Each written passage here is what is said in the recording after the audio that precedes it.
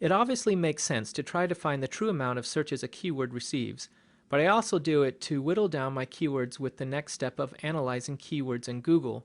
Usually Google's estimation is on the high side, so after I do my Bing extrapolation, any keywords on my list that fall under 1,000 searches a month, I remove from my list. When I did this, I went from 94 keywords to 44 keywords. With how much compiling and analysis I do on each keyword, this helps. The next step, compiling, is likely the most tedious, but also the most important step of keyword analysis. It's here that we will aggregate all the data we have on every single keyword. I will use rheumatoid arthritis treatment as an example on how I compile all the information I am looking for with a keyword in Google. To get started, I first paste the extrapolation search number I did in our last step. Then I run the keyword through SEO Moz's keyword difficulty tool, which spits out a percentage for me. This is a paid tool and it is possible to analyze your keywords without it, but let me show you why it will save you some time. When I go to SEO Moz and click on Keyword Tools, I am shown a list of tools that I can use for my different SEO campaigns. Midway down the page is a tool titled Keyword Analysis that I use for this part of the data compilation. I add in the keyword, select the search engines I am analyzing, Google is the default search engine, select my target country, and run my report. When I run the report, SEO Moz provides me a percentage that shows how difficult the keyword rheumatoid arthritis treatment is. If you are looking at SEO Moz right now, you will notice that my screen looks different. I cropped out some graphs that are found in between the percentage and the next table I want to talk about. You just need to scroll down to see what I will be talking about next. The ranking analysis table provides a lot of in-depth information that is quite helpful in my own keyword analysis. First, it gives a snapshot of the top 10 competitors found in Google. With each competitor, it provides additional information that I will be compiling for my own analysis. In the first column, SEO Moz gives the page authority of the page that my competitor is ranking with. SEO Moz page authority is an indicator on how likely a single page can rank well. SEO Moz scores each page from 0 to 100. The higher the number, the more SEO Moz believes that a page has a potential to rank well in search results. SEO Moz uses a litany of variables to decide their page authority. Personally, I've found page authority to be accurate in seeing how difficult it will be to outrank a given page. The second column focuses on how many root domains are linking to the page that is ranking. A root domain in general often is in reference to the actual domain. It is not any of the pages or folders that are associated to it. In this case, SEO Moz is showing how many unique root domains are actually linking to the page. So one domain could have 100 links pointing to the ranking page, but all SEO Moz cares about is that the domain is linking to the domain, not how many times that it does link. This metric isn't as important to Google since it's easy to game. Next is the column on domain authority.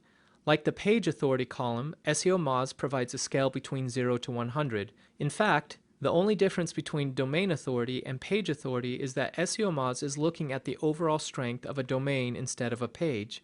The authority of a domain is an important variable in ranking in Google. A page can rank in Google if the page authority is low, but the domain authority is high.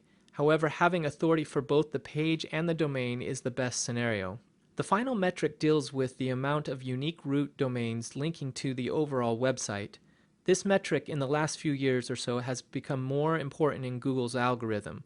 The more unique root domains that are linking to an overall website, and not just one page, the more natural it looks to Google. In the spreadsheet, which I will show shortly, I marked this column as DL, or domain links. It would probably be more clear as UDL, or unique domain links, but they both mean the same thing. All of this information can be exported into an Excel or CSV file, which will help you to quickly compile the information you need into your own spreadsheet. Finally, SEO Moz allows you to do even a deeper analysis on the keywords you are researching. Unfortunately, SEO Moz only gives you 50 monthly total credits, and it takes them at least 24 hours to run the analysis and email you the results. So from SEO Moz's paid keyword tool, we are able to compile the competitor, the page authority, the domain authority, and the unique root domains linking to the domain being analyzed. However, it is possible to get all this information for free. If you go to seomoz.org/SEO-toolbar, you will find that SEO Moz has created something they call Mozbar. Mozbar can be installed as a Mozilla Firefox add-on or a Google Chrome extension that you use with your browser. I use Mozbar all the time with Google Chrome, and when you install it into Google Chrome, you will see a small title icon up in the right-hand corner. When you click on the icon, you will be given a lot of choices. For this exercise, all you need is for the circle next to the Hide SERP overlay to be green, and to be sure that all 4 checkboxes are selected, which is generally done by default.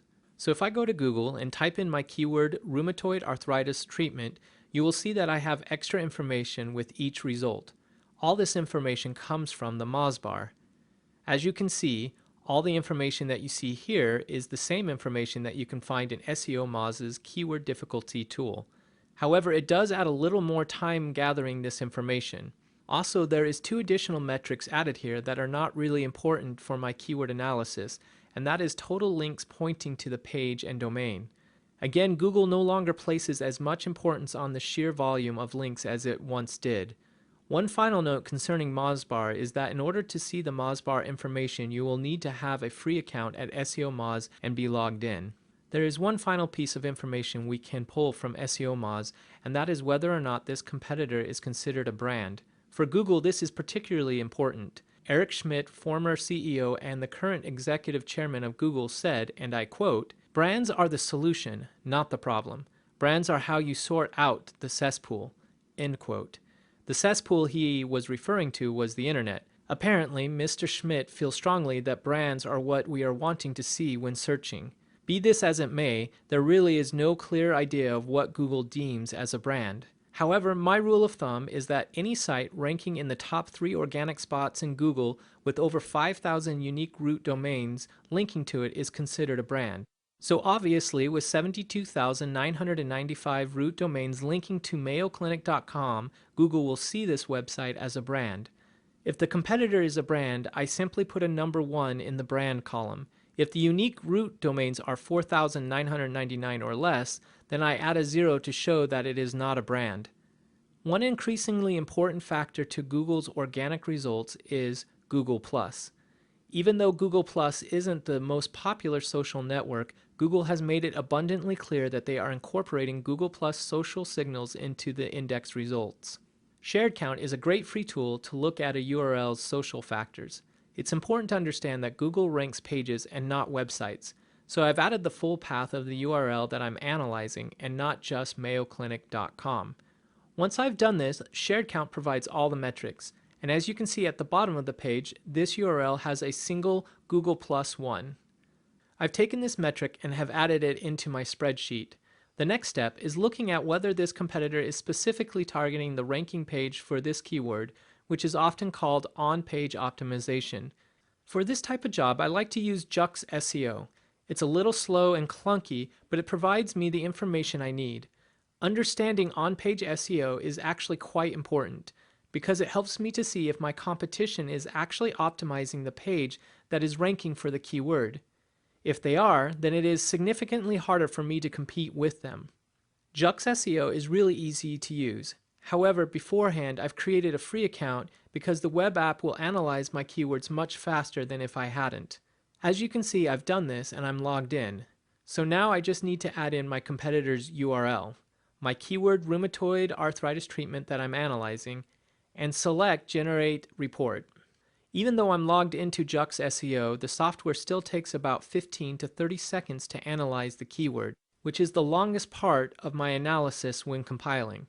Usually I will have several browser tabs open with different keywords being analyzed by Jux SEO in order to speed up the process. However, once the system is done, it shows me a score out of 100. In this case, the Mayo Clinic is 47 out of 100.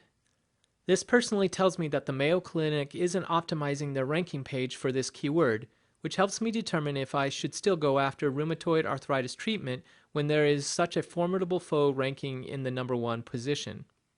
After entering the Jux SEO number, I have finished the stats for the first competitor.